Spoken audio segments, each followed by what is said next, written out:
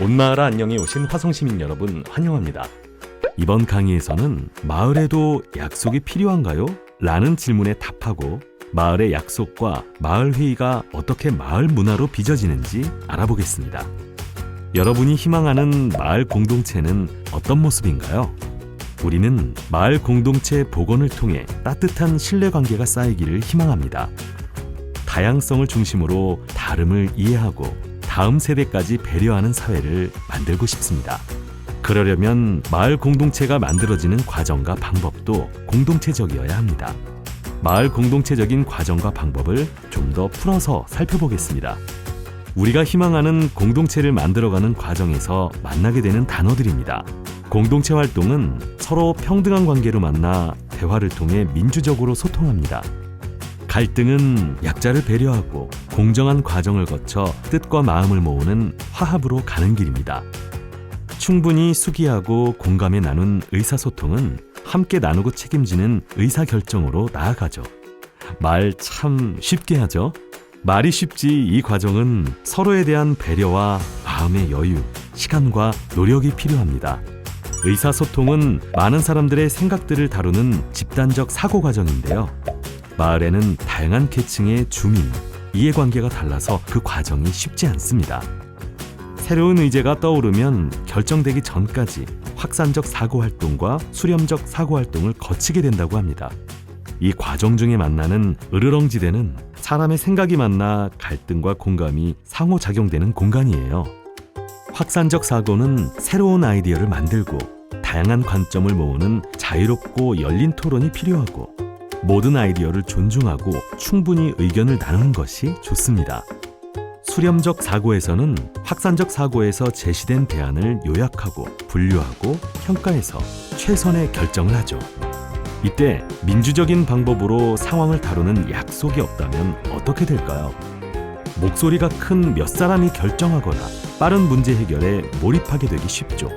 작은 목소리가 소외될 수 있고 다양한 관점을 반영한 해결책을 찾기 어려워집니다.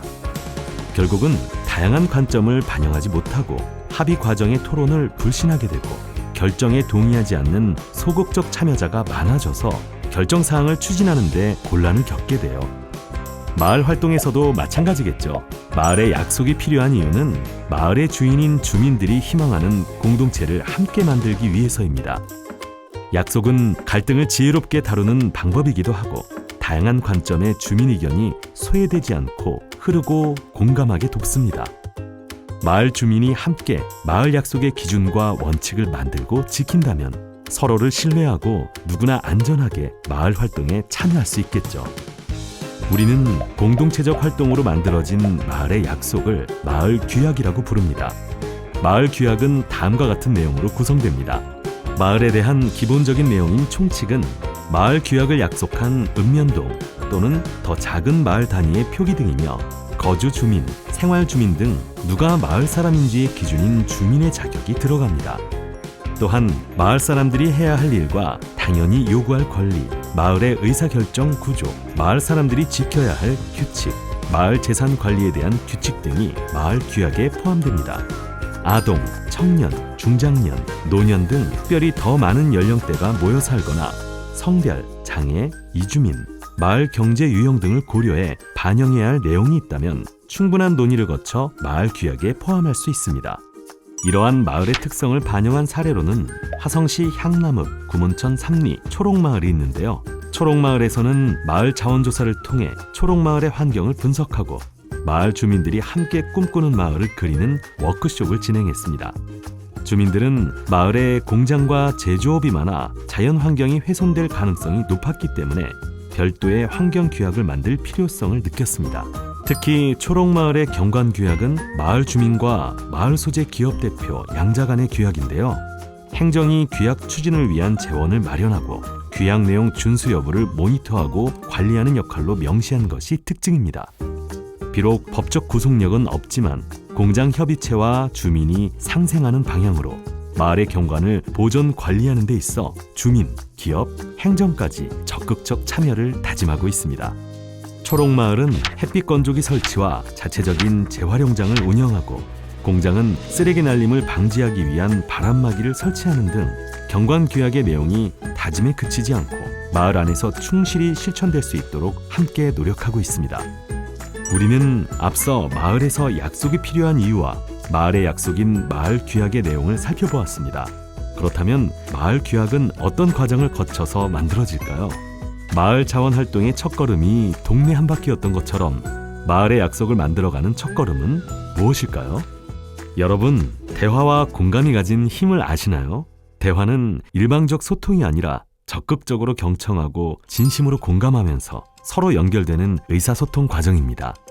마을 안에서도 일상적으로 공감하는 대화 문화가 활발해진다면 민주적인 의사소통도 활발해지겠죠. 마을 공동체 활동을 공동체적으로 하는 첫걸음, 바로 일상의 공감대화였네요. 일상의 공감대화로 첫걸음을 뗐다면 여러분이 참여하기도 하고 진행하기도 하는 회의를 한번 살펴볼까요? 이때 우리가 기억해야 할 민주적 회의를 위한 태도가 있는데요. 온전한 참여는 모두 용기 내어 자기 목소리를 내고 다듬어지지 않는 생각이라도 경청하며 온전한 참여를 보장하는 것입니다. 상호 이해는 다양한 의견과 맥락을 탐색하고 서로의 관점을 이해하여 혁신적인 아이디어를 발견하게 합니다. 또한 재빠르고 영향력이 있는 사람, 권력을 가진 사람뿐만 아니라 조금 느리거나 부끄러움이 많거나 영향력이 없는 사람들의 마음까지 고려해서 마을의 비전을 찾아가는 포괄적 해법도 필요하죠. 이런 태도들이 지속 가능한 동의를 만들어내고 함께 공유하고 책임지는 건강한 공동체를 자라나게 해요. 4가지 태도가 건강하게 화학 반응하려면 충분한 노력과 상호 배려의 시간을 갖는 것이 필수라는 것을 기억하세요. 이번엔 민주적인 회의를 위해 사전에 점검할 사항을 짚어볼게요. 우선 회의 목적을 분명히 하고 최종 결과물을 예측하는 것이 좋습니다.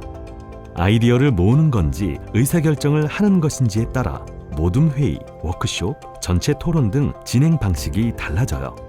진행 방식이 정해졌다면 참여자 규모와 회의 장소, 공간 배치 등이 필요하겠네요.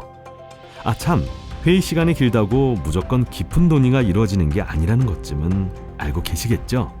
사회자는 적절한 개입으로 내용이 반복되고 늘어지지 않도록 효율적인 회의가 되도록 끝나는 시간을 정하고 시작하면 좋아요. 회의 참석자는 진행과 기록 담당자를 꼭 정하고 마을 주민들 외에도 회의 목적에 맞는 참석자가 있을 수 있습니다. 전문적 의견이 필요하면 해당 전문가나 제도적 문제를 설명해줄 담당 공무원 등이 있겠네요. 목적과 안건, 장소와 시간 공지는 많은 참여자의 일정 확인을 위해 빠를수록 좋습니다. 다시 한번 이 단어들의 의미를 살펴보고 싶습니다. 단어들이 가지는 무게감과 의미가 거대해 보여서 공동체 약속을 만드는 과정도 어렵고 결과를 도출하기도 쉽지 않아 보였을 겁니다. 지금은 어떤가요? 서로에 대한 관심과 배려, 포용적 자세로 소통하는 태도로 마을의 일상적 회의를 민주적으로 진행하다 보면 일상의 민주주의를 실천하는 마을 활동가 닿게 되겠죠. 마을 공동체의 약속, 즉 마을 규약은 그 자체로 민주적 의사소통과 의사결정의 결과물이자 공동체적 방법으로 마을 활동을 만들어가는 마을 활동 과정입니다. 민주적 가치와 태도를 배양하는 마을 회의 규칙을 제안해보세요. 내가 제안하는 회의 규칙엔 어떤 것들이 있나요? 6강 마을 활동의 방법 2번째 공동체 약속 만들기 마치겠습니다. 수고 많으셨습니다.